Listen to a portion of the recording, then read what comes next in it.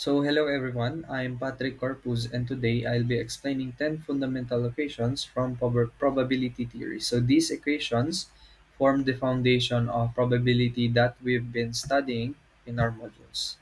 So, I'll go through each step one by one, starting with the most fundamental one. So, it is called the normalization axiom. So, our first equation is normalization axiom from the probability theory. So, paano nga siya in-express? So it is expressed as the probability. The probability o yung P dyan is called probability. So the probability of omega sample space. So sample space represented as an omega sign. So the probability of omega is equal to 1. So this is called the normalization axiom.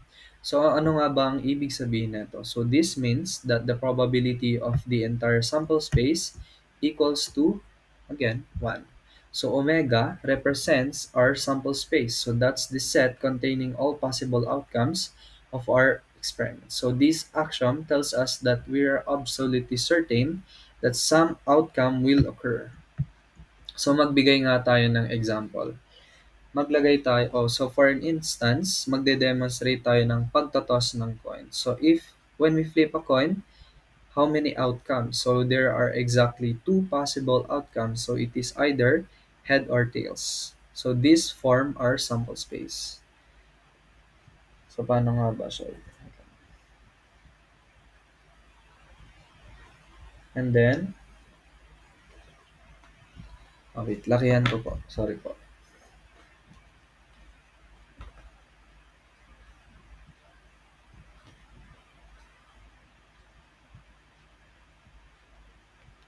So again, this is our sample space. So yung illustration niya is this. We have two outcome.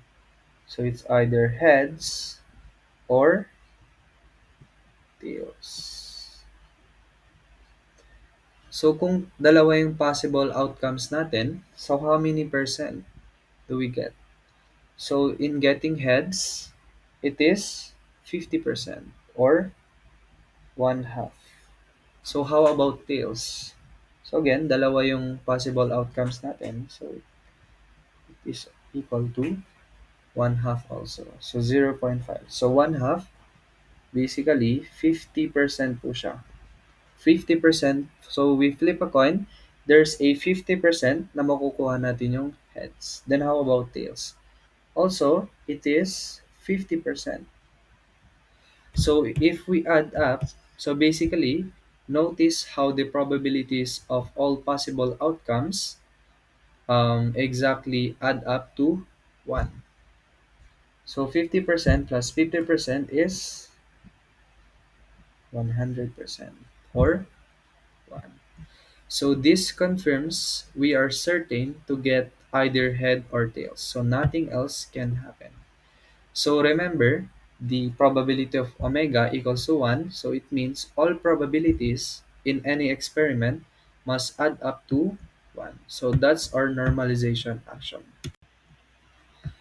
So now let's move on to the second fundamental rule in probability. So the axiom, the non-negativity axiom. So this equation refers as the probability of A is greater than or equal to 0.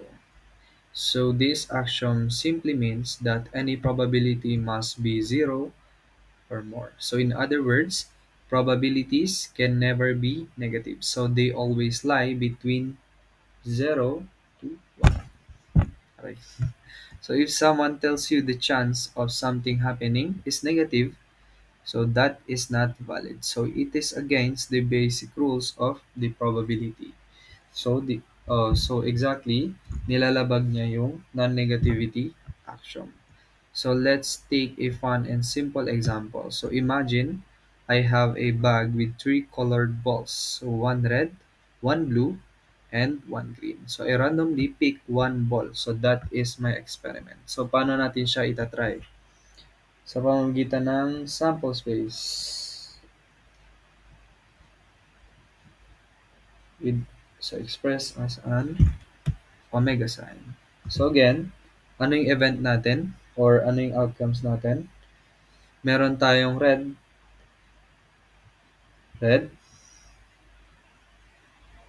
meron tayong blue, and meron tayong green. So as you can see, the sample space contains all possible outcomes. So the red, blue, and green. So if we define event A as picking a red ball, the probability is 1 out of 3 or 1/3. So that's a valid non-negative number. But event B is picking purple ball. And since there is no purple ball in the bag or in the sample space, so it is expressed as 0. So it is non-negative number. So it is still valid because 0 is not negative. So to wrap it up, the non-negativity axiom tells us that the probability of A is always greater than or equal to 0. So that means no event can have a negative chance of happening. All valid probabilities follow this rule. So that's it. And now let's move on to the third fundamental rule. So let's move on to the rule number 3. So let's talk about a very useful rule in probability. So the complement rule. So this helps us figure out the probability of something not happening. So ano po ba yung equation niya? So it is expressed as the probability of A plus the probability of A complement is equals to 1. So this means that the probability of event A happening plus the probability of it not happening, which we call the A complement, is always equals to 1. So in other words, either the event happens or it doesn't happen. So these are the only two possibilities, and together they make up the whole sample space. So let's say we flip a coin. So there are two outcomes. Wait lang po, mag-drawing ko lang po.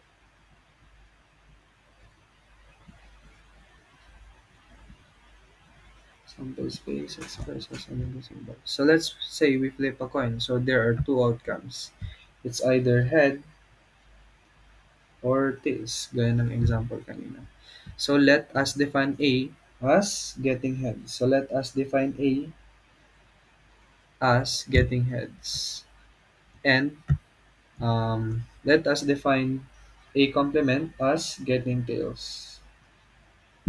So ibig sabihin, pag hindi nagland yung coin natin ng head, so it is expressed as the A complement. Kasi yung A event natin is getting heads.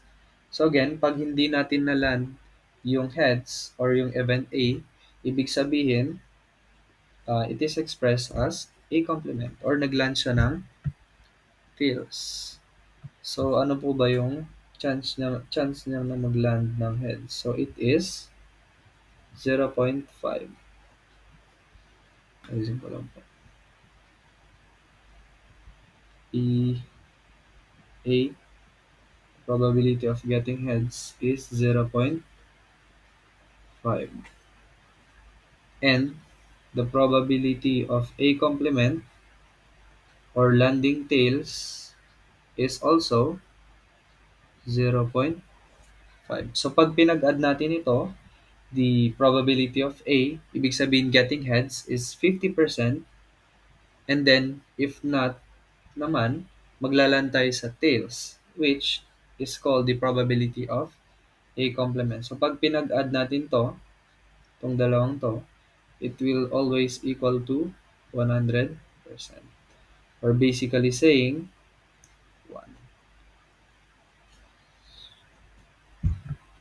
So here, as you can see, the whole sample space for a coin toss, H for heads and T for tails. So if the chance of getting head is 0.5, then the chance of not getting heads or getting tails is also 0.5. So together, they sum up to 1. So which matches the complement rule. So always remember, if you know the probability of something not happening, you can subtract it by 1 to find the probability of it not happening. So that's what the complement rule is all about. So now let's move on to the fourth rule. And now let's move on to the fourth rule. So it is called the empty set rule. So our fourth rule is empty set rule and it is super easy to understand. Oh, sorry, nagsishake. So the empty set rule, ito po yung formula niya. The probability of empty set, baliktad. Probability of an empty set is equals to 0. So this means that the probability of an impossible event, something that can never happen, is 0. The symbol 0 tas may ganito simply means it is an empty set. So it is called no outcomes at all. So let's say I have a small box with only red and blue balls inside. So magbigay tayo ng example using a box or sample space with an omega sign. Suppose meron tayong red balls. So nahati yung sample space with two events or two possibilities of getting a colored ball. So red, so dito yung part na red and blue. So what's the chance of picking a green ball? Well, ang meron lang naman tayo dito sa sample space is red and blue. So wala siyang green ball. So, well, there is no green ball in the box. So the event is impossible. Then, anong ibig sabihin nun? Then, no green ball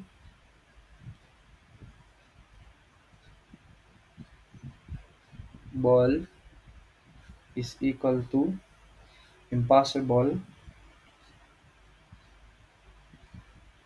events. So, yung event na yon, kung impossible yung event na yon, of course, mag-equal siya into 0. So, whenever an event can possibly happen, it is probably 0. So, the probability is 0. So, that's what the empty set rule tells us. So, now let's move on to the fifth rule. Now let's move on to the fifth equation, the finite additivity axiom. So this axiom helps us understand how to calculate the probability of either two events happening as long as they are disjoint or mutually exclusive. So ito po yung formula niya. So the probability, wait, may condition muna tayo. So if the probability of A overlap B or intersect B is empty set, then ano siya? Then the probability of A union B. So ito po yung kalalabasan niya. Since meron tayo sa sample space, meron dalawang events na A and B pero hindi sila nag-intersect pero parehas silang nasa sample space, so it is expressed as the probability of A union B. So simply means the probability of A plus the probability of B. Ayan po yung expression niya. So this means, again, if event A and B cannot happen at the same time, we can simply add their individual probabilities to find the probability of either A or B occurring. So this is only valid when the events are disjoint, which means there is no overlap between them. So let's take a simple example. So flipping a fair coin. So the possible outcomes are heads or tails. So let's draw a sample space. Again, coin toss na naman. So let A be head and getting B as tails. Since we can get both head and tails on a single toss, these events are clearly disjoint. So pag pinag-add natin siya, Pag pinag-add natin yung individual probabilities nila, so ito po yung head and yung tails 0.5. Since dalang events, 50-15 chance. So pag pinag-add natin siya, equal to 1. So let's now move on to the sixth equation. So now let's move on naman on the consequence of the finite additivity rule.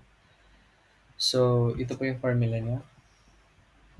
The probability of A union B and union C, or equal to probability of A plus the probability of B plus the probability of C. So ito po yung formula niya. So the consequence of finite additivity rule tells us that when three events cannot happen at the same time, that is, they are mutually exclusive or disjoint, the probability that any one of them occurs is simply the sum of their individual probabilities. So let's look at a super simple scenario. So, simple scenario. So, meron tayong sample space represented as omega symbol. So, a box exactly contain three balls. So, we have A, red. So, yung A represents R. And then, meron din tayong B, or meron tayong blue ball. And meron tayong C. So, ito po yung green. So, we drew one ball at the same time. We drew one ball at random times. So here, our sample space, or the omega, has exactly three outcomes. We let A be drawing the red ball, and B drawing the blue ball, and C drawing the green ball. So each of these has a probability of one third. So A, so ito, meron siyang one third. And meron din tayong probability of B. Also, one-third din siya. Then the probability of C, or the green ball, is also one-third. So notice how the ovals don't overlap. So there's no way to draw more than one color at once. So that's what's make them disjoint. So pag pinang-combine natin siya, so one-third, so ito. Um, one third plus one third plus one third water so is equals to 3 over 3, or equals to 1. So adding them up give us 1, which makes sense.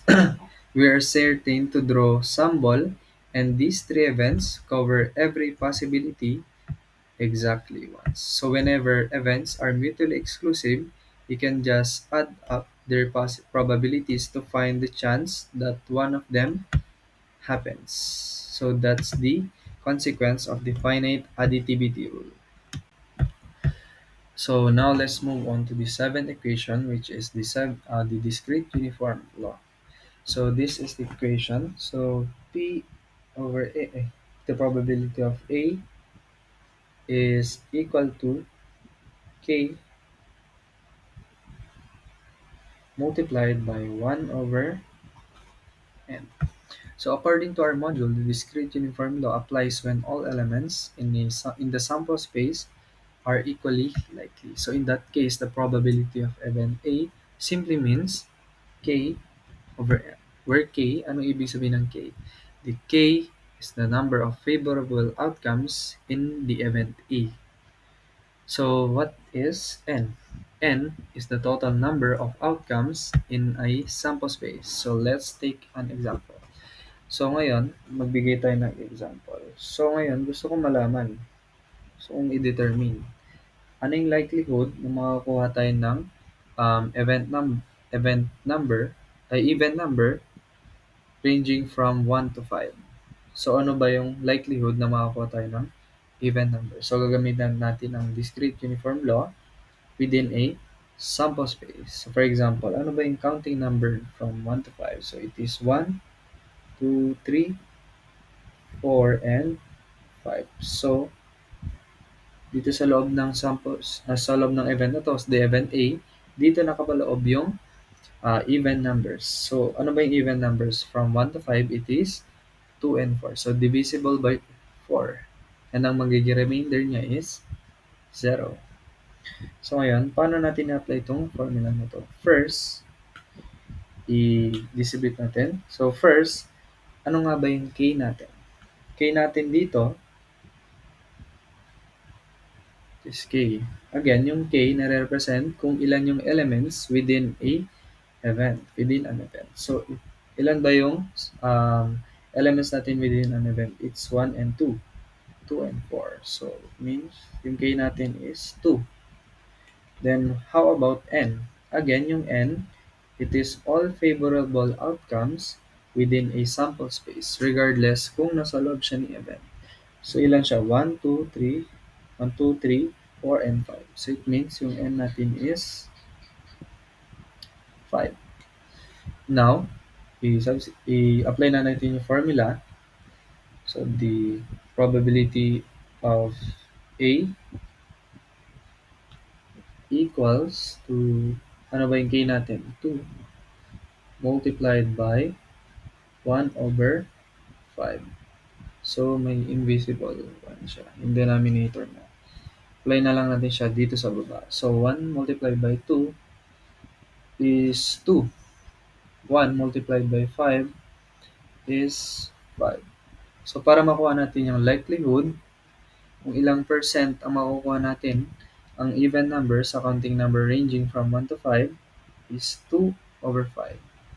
Simply means 2 divided by 5 is 0.4. So, yan yung likelihood or yan yung percentage na makukuha natin. Ano, ilang percent nga ba makukuha natin? Yung even numbers ranging from 1 to 5. So, ito yung percent niya. So, that's for the discrete unit. So, now let's move on to the subset rule. So, this is the eighth rule of the probability equation that we're going to explain. So, the formula for this is if so,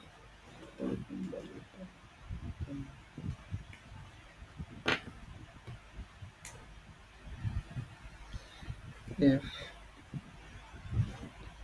the probability of A is, or the event A is less than B, then the probability of A is less than or equal to probability of B.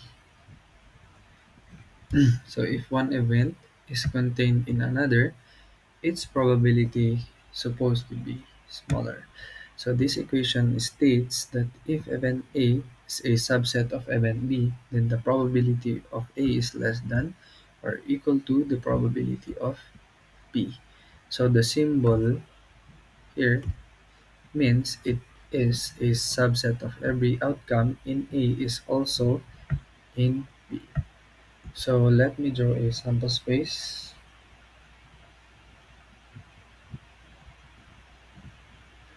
So drawing ako ngayon. So we have an event B. So this is event B. Then inside, there is a smaller circle which is A. So here A is completely contained within B since A is less than B. So every outcome that makes A happen also makes B happen. So since so another formula, so let's write ano dito, B is equals to A union B complement of A complement, right? And another formula, probability of B, probability of A um, plus the probability of B in intersect A complement is greater than or equal to 0. Since this formula, we get since the probability of B intersect A complement is less than or equal to 0, we get the probability of A is greater than or equal to A, which is same as the probability of A less than or equal to B. So if one event is contained in another, its probability is smaller. So this follows logically because the containing event has all the outcomes of the contained event plus it is potentially more, and that it's the subset rule. So if A subset is a subset of B, then all the probabilities of A belongs also to B, which means this is all a subset. The probabilities of event B is more. So that's it for the subset. So, and now let's move on to the consequence of the non-negativity axiom. So this is the formula. So the probability of A is less than or equal to 1.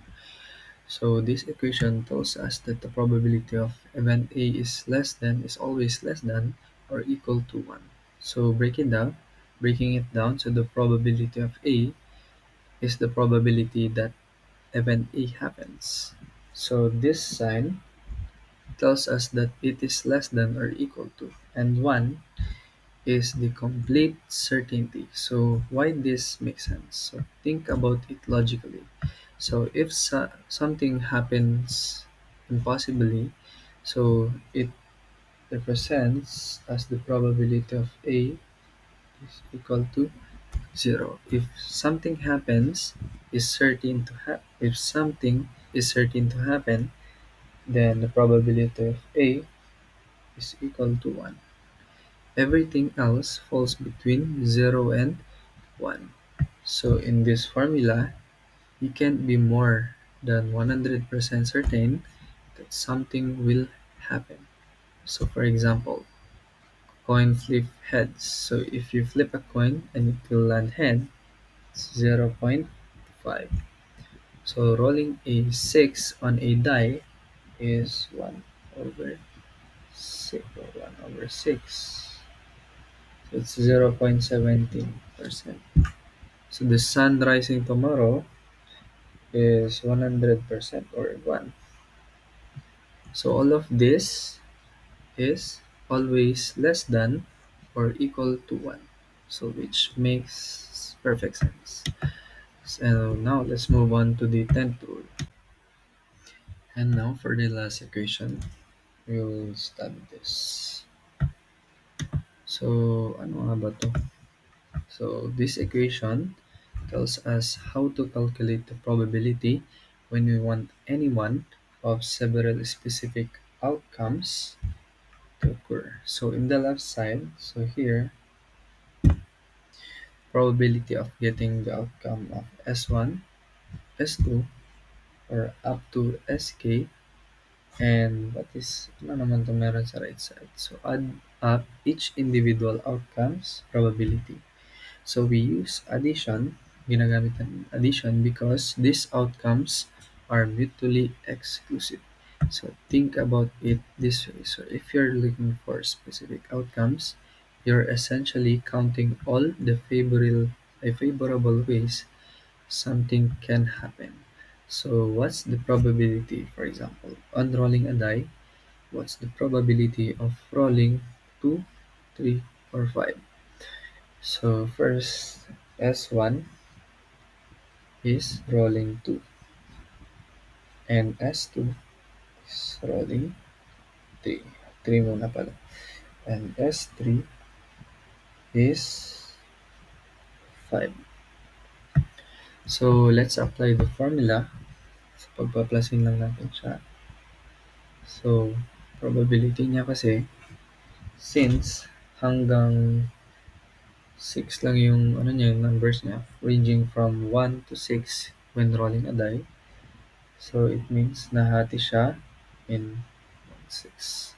So, since meron tayong tatlong event, so pagpaplasin natin ito, so magiging, ganito yung formula niya. So, adding each together forms this formula.